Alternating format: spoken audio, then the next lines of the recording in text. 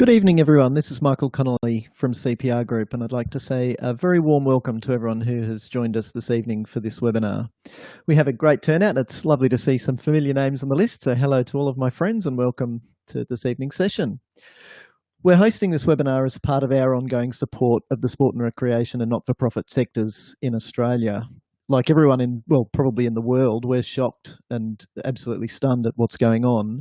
But we genuinely believe that there are things that we can do right now to help minimise the impact of the coronavirus crisis and the impact that it's going to have on our clubs. This evening, I'd like to introduce Steve. Steve Connolly is going to moderate the Q&A session within this evening's workshop. So welcome to Steve. Evening all. Yeah, I'd like to reiterate what Michael said in thanking you for attending tonight's webinar, and certainly as Michael said, we're blown away at how rapidly things are changing, and every day we seem to be receiving new announcements about what sports are being impacted and in which ways, from the grassroots level right up to national sporting competitions. So we're really committed to doing what we can to help out, and yeah, tonight's a really good way to get the ball rolling on that. On the left-hand side of your screen, you'll see up the top a little Q&A button. If you click on that, a little white pane will appear out to the right of that button, and you can simply type an answer in there and post it to that board. I'll be able to see those questions come in, and what we'll do is we'll get through as many of those questions towards the end of the session as we can. Thanks, Michael. Thanks very much. Thanks, Steve. And if there are any that we don't get a chance to answer, then we can certainly be in touch, and you can contact us via our website, obviously, if you think of anything that comes up after this evening's session. I think that the most important word on the screen in front of me is resilience. We're now entering what will probably be something that we look back on as the greatest challenge that our generation has ever faced. Now, we can't go back in time and change how we prepared, or more likely how we didn't prepare for maybe a season of forced downtime.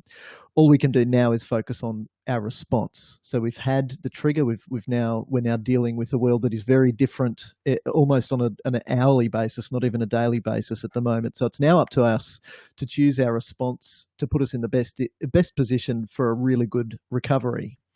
What's interesting, of course, being in Australia, is that we're not immune from disasters. Some clubs have already been through extended periods of downtime because of natural disasters. So get this lovely photo here of Gympie that could have been taken in the 2011 floods or the 1870 floods, or any of the floods that Gympie has had, being known as the flooding capital of Australia, that has forced clubs to have entire seasons without having any activity. Or the Brisbane floods, which decimated Toowoomba and the Lockyer Valley in 2011 as well. And of course, Cyclone Debbie, who did a terrible job of destroying large parts of Airlie Beach. And there's a picture of Chute Harbour with a boat that shouldn't really be lying like that. Even build reclaimed landfill sites, so even just a normal sporting season can involve subsidence issues or leachate that causes operations to need to cease. The difference with what we're looking at now, though, is that this is likely to have an impact on every club and every association and every community organisation all at the same time. So unlike a localised natural disaster, this is much more widespread. Before we move on too far, I'd like to invite you to just think about what challenges are already in your mind. Obviously, given that we've had such a good turnout to this evening's webinar, you are concerned about things. There are things that you're thinking about that you know will be challenges and things that we're going to have to deal with over the coming months. I'd like to invite you to write some of these down in the Q&A pane, as Steve suggested. And we can come back to these shortly to make sure that we are on the right track, and to see if there is some similarity, as we believe that there is, between the things that people are concerned about at this stage. We have been asked quite a bit, what do we think the impact of coronavirus will be on our sector? So that's the sport and recreation and community sector. Of course, our main hope at this stage is that clubs stay safe and stay well. And as of today, there's a good chance that it's not the virus itself that's going to have the massive impact on clubs. I think that the main impacts will be felt because basically we need to put our whole operations on pause. And even as of today, that means that most of Australia is going on pause. Most of New Zealand is going on pause. Massive parts of Europe, the Middle East, America, and Asia are also on pause at the moment. So there's a lot of waiting and seeing. And what that means is that at this stage, we don't know how long that pause button is going to be pressed. It could be weeks, it could be months, it could quite possibly be the entire season, or maybe even the rest of 2020. A typical disaster and risk management planning approach is the old PPRR response, which is prevention, preparedness, response, and recovery. Now, I think that it would be cheeky of me if I was to spend this evening's session and time with you talking about how we can prevent the impact of natural disasters and be prepared, because like I said earlier, we can't go back in time. So I think the most important thing for us to do now is to work out how we're going to respond to what's going on, how we're going to do so proactively, and then how to build up a case so that we are in a position to recover really well, so that as we come out of the crisis on the other side, we are in the best position to be able to capitalize on our recovery. So, Steve, what sort of challenges have come up already? Yeah, we're seeing some familiar challenges being suggested here, as well as some newies, which is good. So, in fact, the first couple that came in relate to people wanting refunds should we not be able to play, job losses and potential or possibly even already realised deaths of members, how to keep members engaged, getting hold of some of the financial support that is out there. Yep, that's That great. probably. Yeah, that's fantastic. So that's good, because I suppose that part of me was expecting that those would be the sorts of challenges that were raised. So I think it would be appropriate to start with money, because that, given the widespread job losses that we've already seen and the winding back of industry in Australia, I think it's appropriate that we start with the money. Before we get too deep into some of the responses, I'd like to encourage everybody to revisit their budgets. We've got an interesting opportunity here to look over our expenditure in our budgets, our anticipated expenditure, in a way that we haven't been able to do before. So while our operations are on pause, what that means is that our income is going to be on pause for pretty much exactly the same amount of time, or maybe even a bit longer. But that gives us a chance to look at what's in our expenditure in our budget, and to consider some things that we may have looked at as fixed expenses every year as being somewhat flexible now. So which of the things that we normally have to pay for could be delayed or could be subsidised down the track? So what that means is that there's an opportunity for clubs and associations and not-for-profits to negotiate with their suppliers, to negotiate with council, and to negotiate with their peak bodies. This will be an ongoing step. It's not something that we will just do once and then finish it because we'll get it right, because the environment around us is changing so rapidly. We do expect that there will be some considerable response from all levels of government. So one of the questions that was raised is that at this stage there hasn't been much that has been made clear to us as to what the government's response for the not-for-profit sector will be. But we all understand that it's critical. So as money continues to circulate in the economy with support that the government is offering for businesses and employees who have been impacted, we are fully expecting there to be recovery packages made available.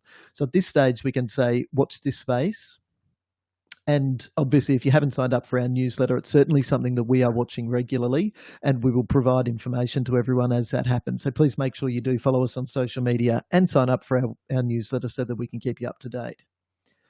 So as we saw from the challenges that you posed, there really is a need for a consideration as to what we're going to do from here. So I think as far as the question about refunds goes, I think that at this stage we should take a watching brief. For example, we don't yet know what response our state and national bodies are going to have to deal with the money that they've already collected, and we don't know how much of this season for the winter sporting codes that we're actually going to get in. So we know that some people have already requested refunds, and we've had some clients already explain that to us, and we can certainly understand that, given that the severe job losses that we've already seen are going to have an impact on the way that people can spend their money. But at this stage, we recommend that clubs start by communicating really proactively and openly with your members. And the message that we encourage you to send is that we will make sure that members don't lose out here. So we don't know exactly what that will look like because it's still early days, but this could mean a delayed but not a cancelled season. It could mean that we have to alter competitions at the back end of the season, so not starting until a few months' time. And of course, carrying fees forward until the next season. And refunds is always an option as well, subject to, of course, that being communicated really clearly as to, like I said, we don't want anybody to lose out here. At times like this, communication is critical. We've seen, well, we can all remember cases where the communication from all levels of government hasn't necessarily been as clear or as decisive as it needs to be. So we can take heed from that, and we can understand that as leaders in our organisations, we have the ability to communicate probably far better and far quicker than we ever have been able to before. So keeping members informed is important, and you can do that through social media and through your web. So some ideas that we have already shared with some of our clients is to engage regularly but meaningfully with your members via the web and social media. That doesn't mean that it's necessarily practical to have an online general meeting with all of your members in attendance, but things like online coaching sessions and even short videos of skills and drills that young players can practice with their parents in their backyards while they're all away from the club are great and practical ideas that are really easy and very quick to implement. So don't be shy about getting in front of the camera as well. Your phones have a camera on it, and at this stage, I think that a quick response and being in front of your members is far more important than production. So get creative and have fun. Of course, if you're feeling a little bit left behind when it comes to social media, please make sure that you get in contact with us because we absolutely love providing that sort of assistance. When it comes to the committee, make sure that you share the work around. It's not just because we talked about budgeting, doesn't mean that that's the treasurer who has to do that on their own. We talked about negotiating with council, negotiating with suppliers, and that doesn't need to be the president, for instance, who does that on their own. Online meetings are they are the next best thing. So at the moment, we can't have face-to-face meetings, and that situation could even get more stringent and could be delayed for quite some time before we can get back into the boardroom.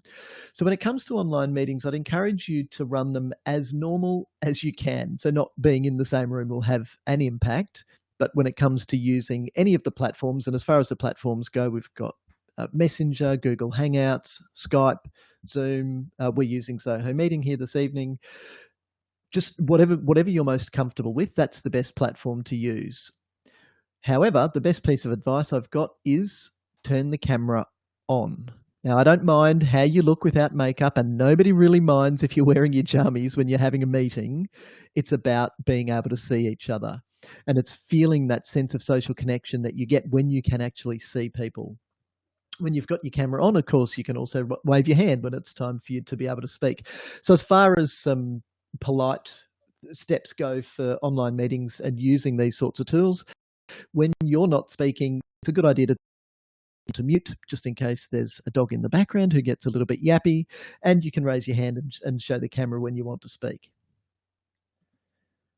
So it's at this stage all about building resilience, and this is honestly my favorite topic at the moment because we have the ability to think into the future. And it is a uniquely human ability to be able to take a step back from the situation as it currently faces us and to think longer term, well into the future. At this time of year, clubs are usually really busy. We're preparing for the season, we're getting into the season where the rain has already stopped, and we are thinking well down the track. We're even thinking into finals time and trophy time. But at the moment, all of that's on pause. So our clubs still exist. Even though things are winding down, the clubs, the incorporated associations, the companies limited by guarantee, the entities still exist. And unlike businesses, most of our clubs and associations won't be going through the heartache of having to stand down or lay off a large number of staff.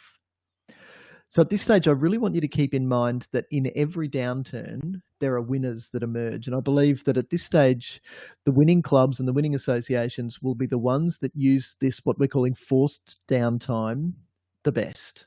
So it's this time when you have a chance to still stay connected, to stay connected with each other on the committee, to stay connected with your other volunteers, to get back into using social media in the best way possible. To what better time than to start? We could think about putting your constitution together. We could think about the bylaws and the policies that we haven't worked on for a little while. Now we can prepare for next time with risk management planning and disaster recovery plans that we haven't had a chance to do. Sometimes in business, these are called continuity plans, an asset register and an asset management plan. And probably the most important one is how to plan to bounce back best. Who will be the winning clubs and who will be the winning associations that are in a position to be able to even take market share once the crisis passes? It'll be the clubs that do this best that could be in a position that puts them in an even stronger position of dominance in their league or in their communities that will be the ones that come out of this crisis the best. And of course, don't feel that you need to go this alone. This is what we do at CPR Group, and it is most definitely the part of our job that we appreciate the most. If there's one really important piece of advice, it's this: stay positive. I think that it all hinges on mindset. It's very easy to get drawn into a downward spiral, a vortex of negativity, and in the case of not-for-profits and even sports, to whinge.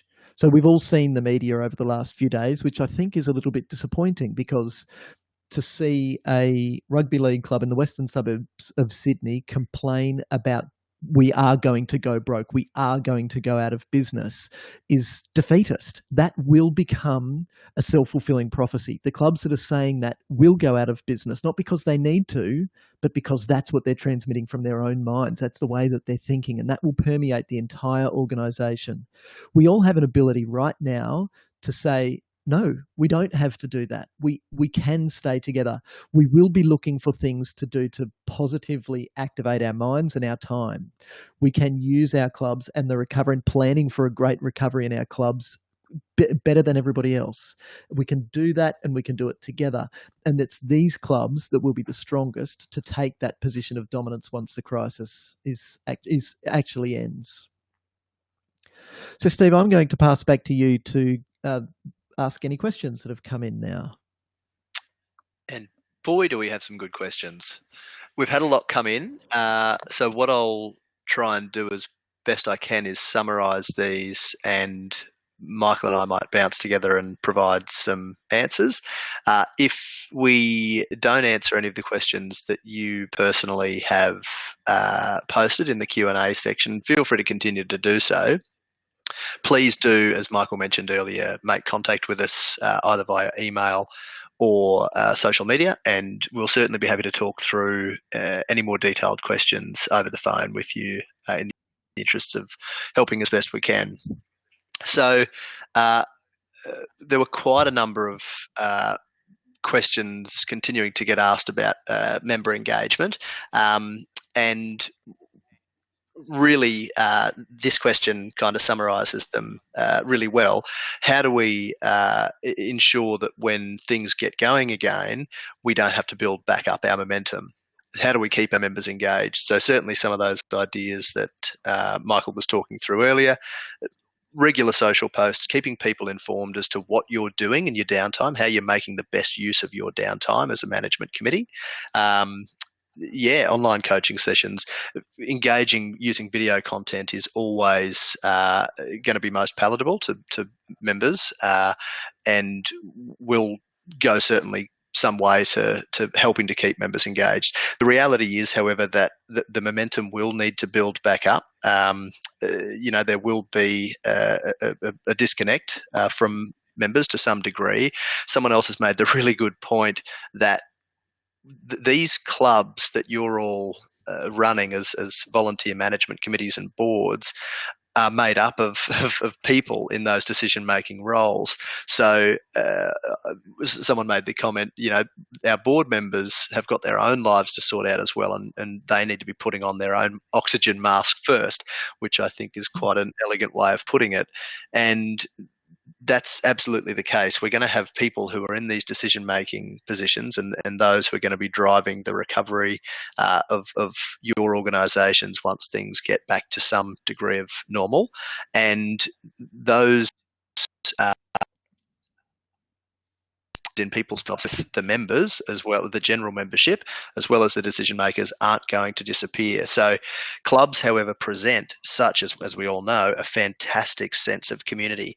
And, through some of those disasters that Michael showed earlier, particularly in our engagement with some local organisations following the floods, we saw people just so much more capable of getting through the devastation that they were experiencing in their own personal lives because of the community that existed around them, and that they were working together through rebuilding their clubs.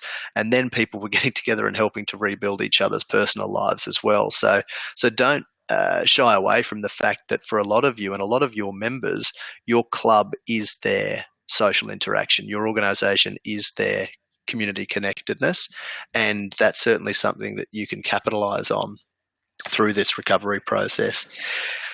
So I think that point, Steve, that you made about putting on your own oxygen mask first is a really good one, because I see some other questions and concern in there for mental health and the support that our members may need, and that includes our volunteers in community organisations. So I think that keeping everything in perspective is critical, and recognising that family comes first and family always comes first.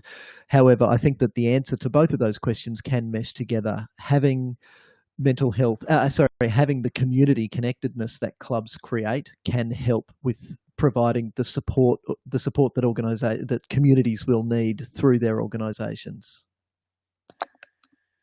Absolutely. Yeah. And that ties in beautifully with a point that a couple of attendees made, which relates to what can we do to help maintain the mental health of our members. And this community connectedness certainly is such an important consideration in that vein. Absolutely. A practical one. Oh, sorry, Mick, you go ahead. No, that was fine. So a practical one then on constitutions. What do we do if our constitution doesn't provide for online meetings? So a really important point here is that if you are an incorporated association, particularly in Queensland, if your constitution or rules is silent on any matter that is covered in the model rules, then, and also there is no rule in your constitution that expressly displaces the model rules in their entirety, the model rule relating to that particular issue on which your document is silent can be deemed to apply. So the model rules provide for both management committee and general meetings to be administered using any technology that allows attendees to hear and take part in discussion and debate as they happen. So if your constitution is indeed silent on that point, keep in mind that you can easily go to the Office of Fair Trading website, download a copy of the model rules in either PDF or Microsoft Word, and you'll see the relevant clauses through a simple word search for technology that will take you to those points. So that's a great question. If your constitution expressly provides that meetings cannot take place using technology, get in touch and we'll talk about how we can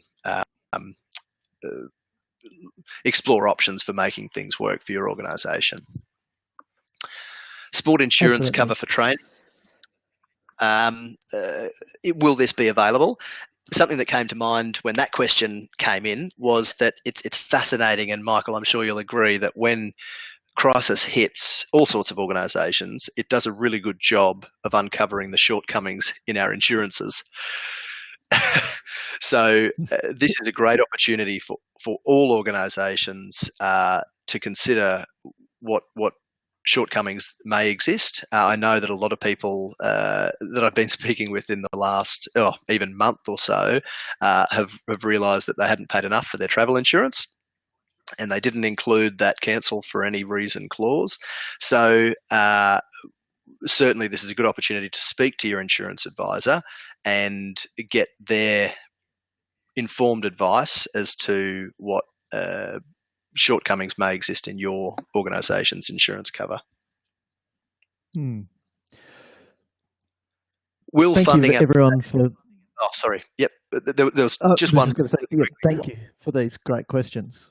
Yes, one more that came in towards the end. Will funding applications go ahead? And I think that relates to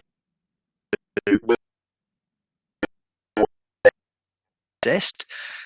Again, in line with what Michael said earlier, it's one of those we'll have to wait and see things. Obviously, there's going to be some rationalisation of available funding, and hang in there, and I'm sure that we'll see once we get through the thick of identifying what available funding there will be for the not-for-profit sector. Existing programs can be considered in good detail. Absolutely. The final question that's just come in is, when will the next webinar be? We will be providing webinars fairly regularly. We think that they'll probably be about weekly, because there's things that are going to change very quickly, and we won't necessarily be focusing specifically on building club resilience as a topic each week, but we will certainly need to apply every topic to the changing world. It's going to be a new world. It is already very different than it was only a few weeks ago, and we are under no illusion that it will remain very different, and the new normal will be exactly that. It will be new and it will be different. As far as our team goes, I'd like to make sure that everyone knows that we are all safe. Everybody's still well and healthy, and is very comfortably getting through their projects and really enjoying the chance to help make meaningful impact for all of our clubs. So Club Tags is our training and administration and governance systems, which offers a very broad range of training and mentoring and advice to help clubs get on the front foot. So in usual times, that means that you're in a position to get more grants, increase membership, make more money, and keep volunteers happy. At this stage, Club Tags has become very focused on helping clubs build resilience, and to really narrow the focus down to make sure that we are in the greatest position to be able to capitalise on the recovery. Asset Track is our online asset management tool developed specifically for clubs and associations. And as I mentioned before, now's actually the best time to do these sorts of things, using your forced downtime to create an asset register and automatically program maintenance for everything that you own. So for those of you that are in Queensland, as an example, all incorporated associations must have an asset register under state law. So now is a great time to be able to get in and do all of these things that make a big difference. And Meeting Track is our online meeting management tool for meeting preparation, for agendas, and for minutes. Now, as a gift and in recognition of the great work that all volunteers do in the community sector, for anyone who's attending our webinars, we're offering extended free trials of both Asset Track and Meeting Track to encourage you to use your downtime to walk the talk. So to take advantage of this offer, all you need to do is get in contact with us via our website, and hopefully by using these tools, it will help smooth out the rocky ride that we're definitely going to have as coronavirus puts a pause on all of our activity.